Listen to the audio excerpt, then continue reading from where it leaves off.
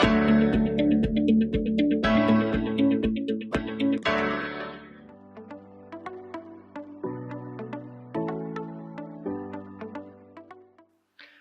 Students, welcome to a new political science session. आज हम बात करेंगे एक्सप्लोरिंग पॉलिटिकल कॉन्सेप्ट्स में सिग्निफिकेंस ऑफ सेकुलरिज्म की। तो आइए शुरुआत करते हैं आज के सेशन की। सोचिए, हाइपोथेटिकली आप एक ऐसी कंट्री में रहते हैं जहां सिर्फ एक किसी रिलीजन को ही रिकॉग्नाइज किया जाता है, अदर रिलीजन को वो रिस्पेक्ट नहीं दी जाती और उनको ठीक से ट्रीट नहीं किया जाता, और आप उन्हीं किसी अदर रिलीजन का हिस्सा हैं। ना ही आपके फेस्टिवल को मनाया जाता, ना ही आपके बिलीव्स को रिस्पेक्ट किया जाता। आपको कैसा लगेगा? ऑब्वियस है, आपको खराब लगेगा। तो ऐसी कौन सी व्यवस्था हो सकती है जो इस स्थिति का अल्टरनेटिव हो? वो हो सकता है सेकुलरिज्म, जो कि आज हमारा टॉपिक है। तो आइए सबसे पहले समझते हैं सेकुलरिज्म की एक बेसिक सी डेफिनेशन को। सेकुलरिज्म दरअसल एक सेपरेशन है रिलीजन का स्टेट के साथ, गवर्नमेंट अफेयर्स के साथ। लेकिन आज हम देखने की कोशिश करेंगे कि डिफरेंट पॉलिटिकल थ्योरीज किस तरह से सेकुलरिज्म को डिफाइन करती हैं, जिनमें हम बात करेंगे लिबरलिज्म की, हम बात करेंगे कंजर्वेटिज्म की और कम्युनिज्म की, और इसी के साथ सोशलिज्म की। Let's see one by one. सबसे पहले बात लिबरलिज्म की। लिबरलिज्म की कॉन्सेप्ट है कि किसी भी स्टेट पे सिटीजन के पास पर्सनल फ्रीडम होनी चाहिए, पर्सनल चॉइस होनी चाहिए कि वो कौन सी रिलीजियस प्रैक्टिस करें, और इसी के साथ अपनी रिलीजियस प्रैक्टिस करते हुए वो अन्य रिलीजन्स को किसी तरह का हार्म ना पहुंचाएं, यानी कि उनको नेगेटिवली इंपैक्ट ना करें। लिबरलिज्म बात करता है कि रिलीजन और गवर्नमेंट में एक सेपरेशन होना चाहिए, यानी कि दोनों की एंटिटी अलग अलग है, दोनों के कार्य अलग अलग हैं, एक दूसरे के साथ उनका इंटरफेयर ना हो। इसी के साथ रिलीजन को वो एक प्राइवेट मैटर मानते हैं, इसीलिए वो मानते हैं कि वो गवर्नमेंट के एक्शंस का बेस नहीं होना चाहिए, गवर्नमेंट की पॉलिसीज का बेस रिलीजन ना हो, गवर्नमेंट के इंस्टीट्यूशन का बेस रिलीजन नहीं होना चाहिए।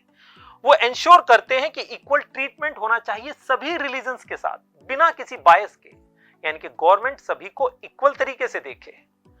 तो हम देखते हैं इसी के साथ लिबरलिज्म बात करता है राइट टू फॉलो की, यानी कि अपने रिलीजन को किस तरह से कोई कैसे मनाता है, इसकी लिबर्टी होनी चाहिए। इसी के साथ क्या वो अपने रिलीजन को चेंज कर सकता है? तो लिबरलिज्म इसकी मान्यता देता है, इसको एक्सेप्ट करता है, और आगे बढ़कर लिबरलिज्म ये भी कहता है कि अगर आप चाहें तो किसी भी अपने रिलीजन को रिजेक्ट कर सकते हैं, लेकिन शर्त कि आप किसी अन्य रिलीजन को हार्म ना पहुंचाएं। ये थी बात लिबरलिज्म की। आइए जरा देखते हैं कंजर्वेटिज्म किस तरह से सेकुलरिज्म को डिफाइन करता है। बेसिकली कंजर्वेटिज्म मानता है कि जो वैल्यूज होती हैं वो ट्रेडिशन से आती हैं, और जो स्टेट के इंस्टीट्यूशंस होते हैं उनके एस्टेब्लिशमेंट में जो पॉलिसी वो इंप्लीमेंट करती है, उनकी इंप्लीमेंटेशन में कहीं ना कहीं वैल्यूज होनी चाहिए, और वैल्यूज आती हैं रिलीजन से। तो वो मानते हैं कि रिलीजन एक की फैक्टर है सोसाइटी को एक करने के लिए और उसको फर्दर गाइड करने के लिए। तो वो एक सेपरेशन तो चाहते हैं गवर्नमेंट के साथ, लेकिन साथ ही साथ वो इन्फ्लुएंस भी चाहते हैं रिलीजन का, क्योंकि वैल्यूज वो मानते हैं रिलीजन से कहीं बेहतर तरीके से आती हैं। तो हम देखते हैं कि एक बैलेंस पर्सनल चॉइस का और उसी के साथ जो सोसाइटी की ग्रोथ है, यानी कि सोसाइटी की वैल्यूज का, तो एक अच्छा बैलेंस कंजर्वेटिज्म चाहता है। तो कहीं ना कहीं वो सपोर्ट करते हैं कि ट्रेडिशनल वैल्यूज और रिलीजियस प्रिंसिपल्स स्टेट के साथ अपना एक अच्छा संबंध रखें। तो इसका एक मतलब कि उनका इन्फ्लुएंस होना चाहिए। आइए अब जरा समझते हैं कम्युनिज्म क्या कहता है। कम्युनिज्म का की फैक्टर है कि वो सोशल और इकोनॉमिक इनइक्वालिटी को एड्रेस करना चाहते हैं, और वो ये मानते हैं कि इसके लिए सेकुलरिज्म को अपनाने के लिए रिलीजियस इन्फ्लुएंस से स्टेट को बिल्कुल अलग होना चाहिए, ताकि स्टेट जो है वो डिविजन्स जो है सोसाइटी में उनको खत्म कर सके। क्योंकि उनका मानना है कि रिलीजन जो है एक हायरार्की पैदा करता है, सोशल हायरार्की, चाहे वो इकोनॉमिक मामले में भी हो। तो वो जो इनइक्वालिटी है उसको टारगेट करने के लिए वो एक तरह से रिलीजन को इग्नोर और इवन कई बार बैन करने की बात भी करते हैं।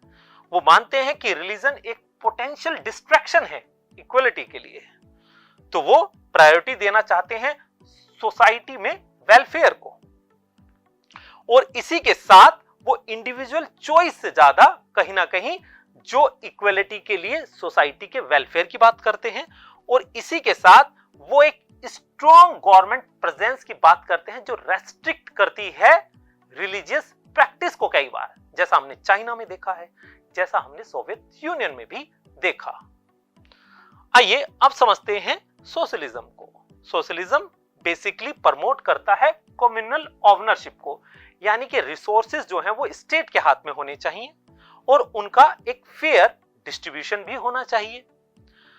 वो मानते हैं कि स्टेट और रिलीजन को आपस में सेपरेट होना चाहिए।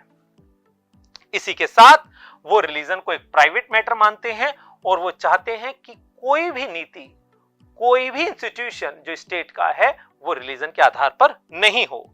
वो फेयर डिस्ट्रीब्यूशन ऑफ वेल्थ की बात करते हैं और जो कि पर्सनल प्रॉपर्टी को कम करने की बात करते हैं ताकि इनइक्वालिटी नहीं हो। इसी के लिए वो इक्वलिटी को एंश्योर करने के लिए जो है वो फेयर और इक्वल ट्रीटमेंट की बात करते हैं स्टेट के साथ, और रिलीजन को वो बिल्कुल सेपरेट रखना चाहते हैं। यहां पर एक क्वेश्चन हमारे सामने आता है कि क्या सेकुलरिज्म को समझने के लिए ये जिन पॉलिटिकल थ्योरीज की बात की हमने, क्या ये सफिशिएंट है? तो इसका आंसर नो। तो फिर आखिर और कौन सी थ्योरीज हैं? आइए जरा देखते हैं। तो उनमें एक है फेमिनिज्म। फेमिनिज्म दरअसल ये मानती है कि स्टेट के ऊपर अगर रिलीजन का इन्फ्लुएंस रहा तो फिर वो सोसाइटी जेंडर बायस होगी, जेंडर के मामले में इनइक्वल होगी, क्योंकि अक्सर देखा जाता है कि रिलीजन्स में जो है वो फीमेल्स को उतने राइट्स नहीं दिए जाते। ऐसा हमने चाहे अमेरिकन सोसाइटी हो, चाहे इंडियन सोसाइटी हो, चाहे अफ्रीकन सोसाइटी हो, वहां पर देखा है। तो वो एक स्ट्रॉन्ग सेपरेशन की बात करते हैं रिलीजन से स्टेट के, ताकि एक ऐसी व्यवस्था बने जो ठीक तरीके से जेंडर के रूप में सभी को जस्टिस दे, और तभी संभव है उनके द्वारा जब वो रिलीजन से अलग हो। इसी के साथ एनार्किज्म को भी समझते हैं। एनार्किज्म जो है सेंट्रलाइज्ड अथॉरिटी को अपोज करता है। ये बात करता है सेल्फ गवर्नेंस की, ये बात करता है कि पर्सनल चॉइस की। तो चाहे सेंट्रलाइजेशन हो रिलीजन का, चाहे सेंट्रलाइजेशन हो स्टेट का, ये दोनों का क्रिटिसिज्म करता है, और ये मानता है कि रिलीजन जो है एक प्राइवेट मैटर है, तो उसको बिल्कुल पर्सनल चॉइस होनी चाहिए। इसी के साथ ये स्टेट के एग्जिस्टेंस को तो एक हद तक नकार ही देता है, मना ही करता है। तो ये पावर के कंसंट्रेशन को क्रिटिसाइज करता है और उनके सेपरेशन की बात करता है। आइए अब जरा समझते हैं कि कम्युनिटेरियनिज्म क्या कहता है सेकुलरिज्म के मामले में। इनका मानना है कि कम्युनिटी की वैल्यू जो होती हैं वो बेहद जरूरी होती हैं किसी भी स्टेट के डेवलपमेंट के लिए, और इनका मानना है कि कोऑपरेशन होना चाहिए रिलीजन और पब्लिक लाइफ में, रिलीजन और स्टेट में, और वो एक पूल की तरह कार्य करें ताकि एक सोसाइटी की जो है ओवरऑल ग्रोथ हो। तो ये एक तरह से डिस्ट्रैक्शन नहीं मानते रिलीजन को, ये उसको नेगेटिवली इंपैक्ट के तौर पर नहीं देखते। ये मानते हैं कि दोनों के अच्छे सहयोग से, यानी कि स्टेट और रिलीजन दोनों के अच्छे सहयोग से एक बेहतर सोसाइटी बन सकती है। पोस्ट कॉलोनियलिज्म कैसे डिफाइन करता है सेकुलरिज्म को? वो बेसिकली क्रिटिसाइज करता है वेस्टर्न सेकुलर मॉडल को। वो मानता है कि सेकुलरिज्म एक टूल है जो कि ताकतवर अमीर देशों का टूल जो गरीब देशों का शोषण करता है। उनका मानना है कि वेस्टर्न सेकुलर मॉडल जो है दूसरों के ऊपर इंपोज किया जाता है, ये गलत है। क्यों गलत है? क्योंकि डिफरेंट कल्चर होते हैं, डिफरेंट रिलीजन होते हैं, सभी की रिस्पेक्ट की जानी चाहिए। तो उनका मानना है कि सिर्फ एक सेकुलरिज्म की अप्रोच जो वेस्टर्न सेकुलरिज्म है वो पूरे वर्ल्ड में जिस तरह से फैली है वो बिल्कुल गलत है। तो पोस्ट कॉलोनियलिज्म डिफरेंट टाइप्स के culture, different types of religion को रिकॉग्नाइज करता है उनको महत्व देता है और सीधे तौर पर ये रिलीजियस प्रैक्टिसेस और स्टेट को अलग रखने की बात भी करता है। आइए इन्वायरमेंटलिज्म को समझ लेते हैं। इन्वायरमेंटलिज्म मानता है कि अगर सस्टेनेबिलिटी आपको चाहिए तो आपको साइंस बेस्ड पॉलिसी को अपनाना चाहिए जो फैक्चुअल हो, यानी कि जो किसी पर्टिकुलर रिलीजन या किसी पर्टिकुलर प्रथा के आधार पर नहीं होनी चाहिए। यानी कि ये मानता है कि जो भी स्टेट अपनी पॉलिसी अपनाए उनका बेस रिलीजन की प्रैक्टिसेस की जगह साइंस बेस्ड प्रैक्टिस होनी चाहिए। तो ये रिलीजन और स्टेट को अलग रखने की बात करता है, साइंटिफिक अप्रोच की बात करता है, इकोलॉजिकली कैसे ये अर्थ बेटर हो, ये सोसाइटी बेटर हो, इसके ऊपर ज्यादा फोकस करता है। तो ये बात थी इन डिफरेंट थ्योरीज की। अब समय है आपके पोस्ट टास्क का। आपको अपने पोस्ट टास्क में ये देखना है कि एक मल्टीकल्चरल सोसाइटी में सेकुलरिज्म के सामने कौन कौन से चैलेंजेस आते हैं और उन चैलेंजेस को हमें एड्रेस करने में कौन से प्रिंसिपल्स मदद कर सकते हैं।